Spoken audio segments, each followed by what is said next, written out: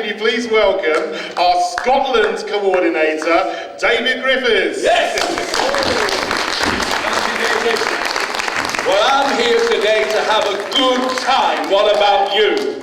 We are going to take on the politically correct. And who better than Belinda with a magnificent speech about marriage and waiting to your wedding night.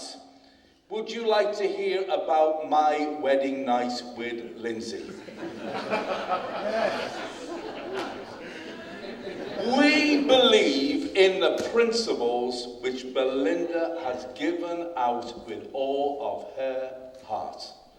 And how many years ago did we get married, Lindsay? Nearly 37. Nearly 37 years, and we can say with all honesty, we waited till our wedding night. To a place, would you like to hear the rest of us? To a place of the Covenanters in Scotland. The Covenanters were a group of people who were politically incorrect, who stood for the old values like the Heritage Party is standing for today, as the Bible describes as the old paths, removing not the ancient landmark which our fathers have set. And I believe our party, here in this village hall, right at the bottom of a street, which begins with the Odd Fellows Arms, the home of the Labour Party, I believe that we are standing here today to save our country. What about you? Now, our country has a constitution which is written. Now, they all say, we have an unwritten constitution. False. We have an unwritten constitution around the Parliament. But the Parliament is not the head of state. We have a constitutional monarchy.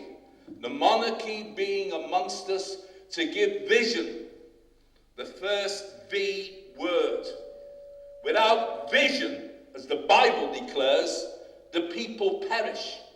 And successive government after successive government in the last Queen's reign has not upheld the written constitution of our nation, which is there to keep the nations of the United Kingdom together as one.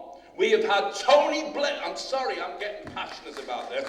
We have had Tony Blair, I've got to take my jacket off because I'm getting furious now.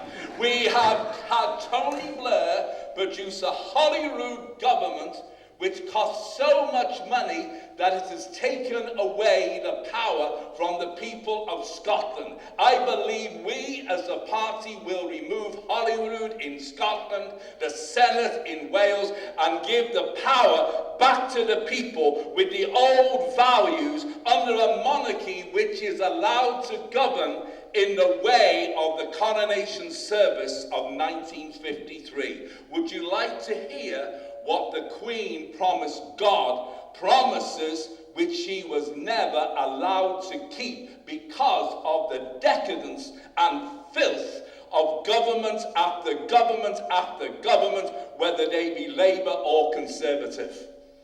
You will be amazed at the very first line of her oath.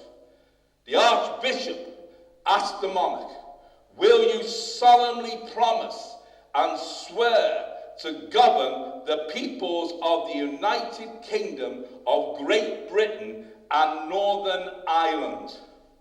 Also the countries of the territories of which she was head of state at that time. And clearly defined in her oath is the keeping together of the nations of the United Kingdom. I believe we as a party need to say that we are one nation under God, a nation of vision and a nation of another V word, that V word being virtue. What is virtue? In her promise, the Queen established that she would keep the settlement. What is the settlement? Well, this is the Elizabethan settlement, the first Elizabeth, who brought about an act of parliament which has never been repealed, except in 1559. It was brought back. 1534 it came in. 1559 it was brought back. This is the Act of Settlement, which says that the Queen, the King, is honor bound to increase virtue. That is why I'm talking to you today about the 2 V's to attack the 1 F. We'll come to the F word in just a moment. The 2 V's, vision. Second V, virtue. Virtue is that which is within us, our values, what we have established over centuries.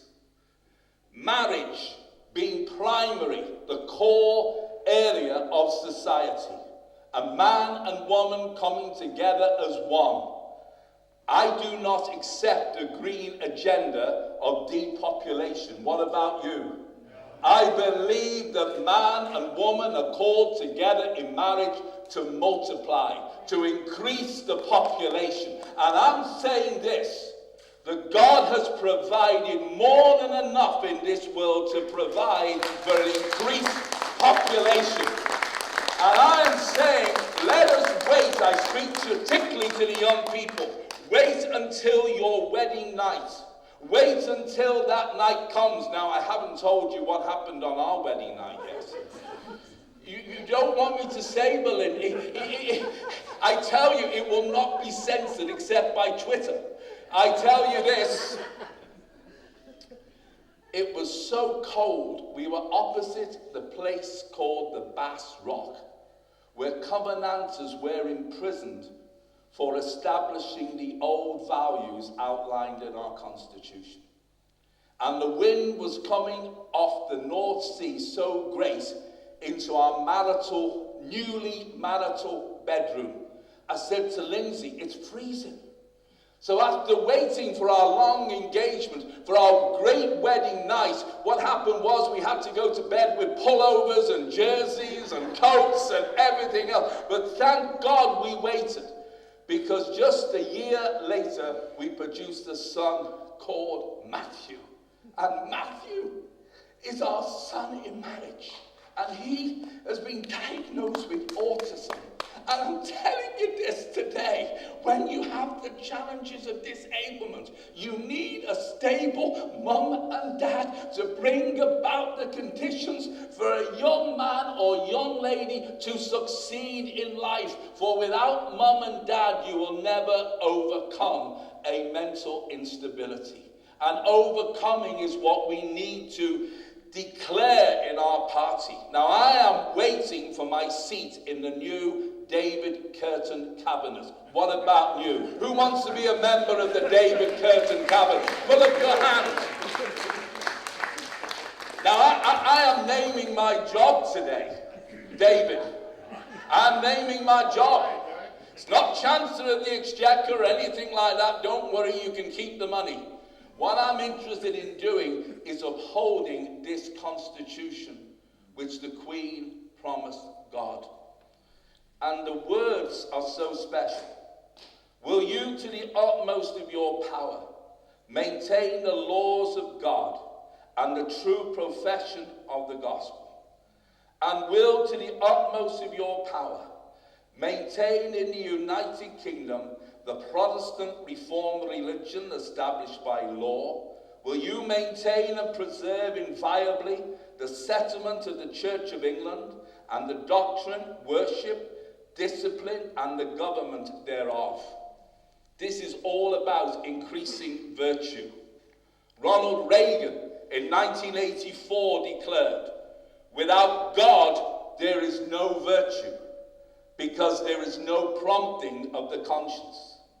Without God, we're mired in the material, the flat world that tells us only what the senses perceive.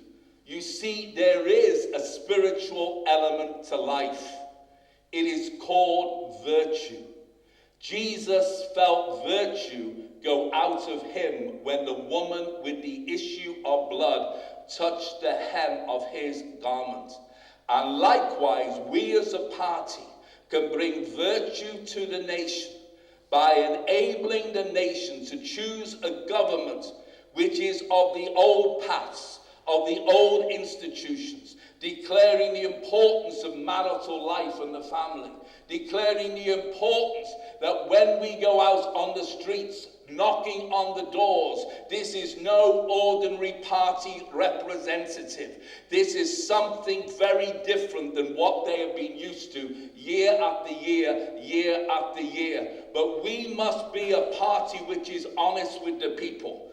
To take on the woke world will not be easy. But I believe with virtue, we will be more than a conqueror.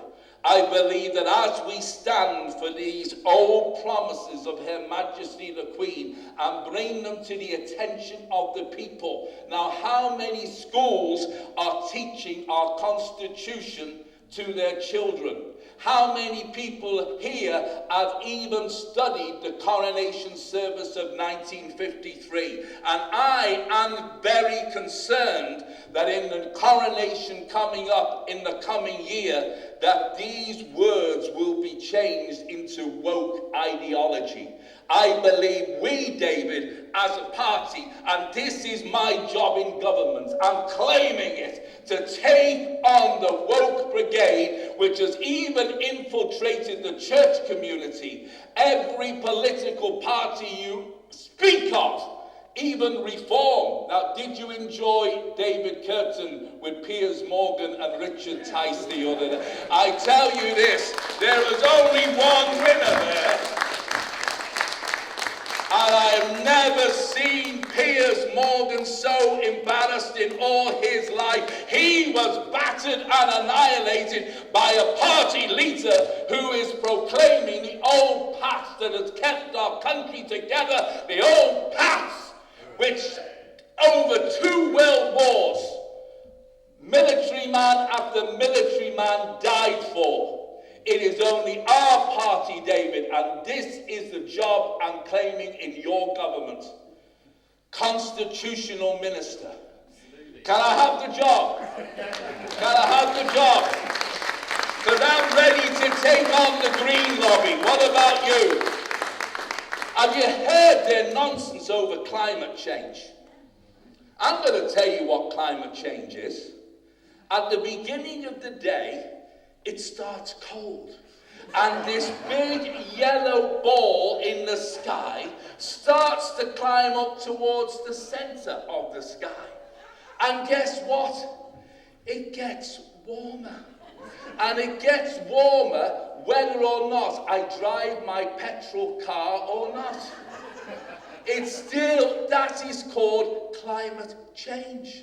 And whilst we want to be environmentally friendly, I am conscious that the New Age movement has infiltrated what is called green ideology, where there becomes worship of the created rather than worship of the creator.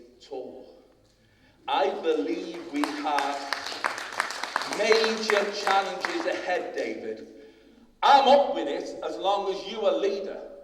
I'm up with it as long as we can take on the establishment woke ideology which teaches falsehoods. And finally can last a long time, so get ready. I'm so full of, are you full of this? Finally, the F word. A 4-letter F word I believe we need to take on. David's beginning to sweat now down there. That 4-letter F word which we can beat and challenge with vision and virtue is the word fear. Fear has been the global agenda over the last 2 to 3 years. Even now, people are afraid to go out without a mask. People are afraid even to go and do what they normally used to do pre-pandemic. I believe we as a party can set the people free, and also, I'm going to touch finally a controversial subject. I believe we need to make the pharmaceutical companies compensate the vaccine injured.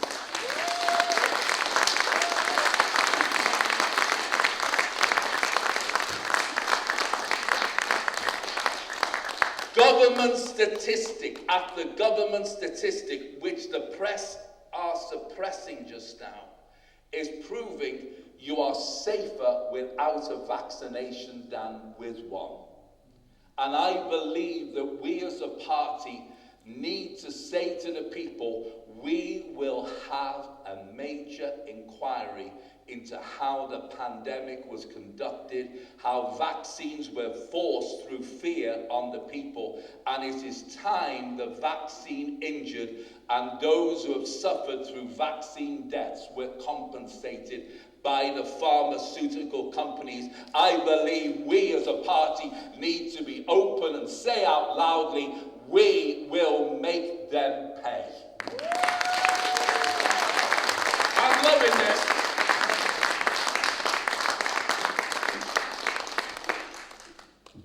And now finally,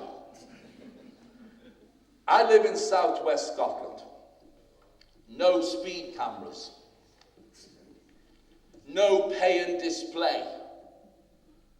Freedom. A crime-free area. But a crime-free area which is being hit by the Green Lobby because it's an agricultural area. I believe we need, David, to go for the farmers' vote. Farmers traditionally have voted Conservative. We need to tell them our cows are safe, our sheep are safe, meat eating is safe with the Heritage Party. For the attack on farmers at this time from a Conservative government is massive.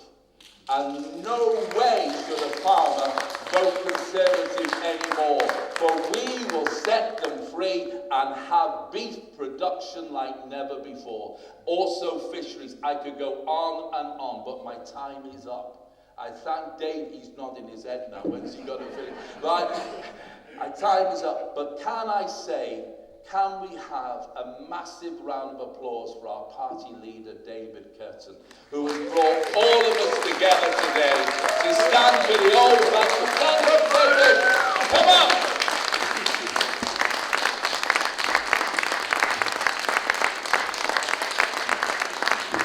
David, come on, let's stand up and give him a big round of applause. Do you believe in a Heritage Party government? Say yes!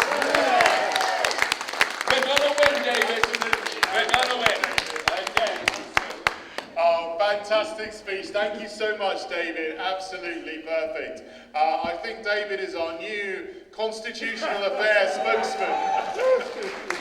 He's got himself the job.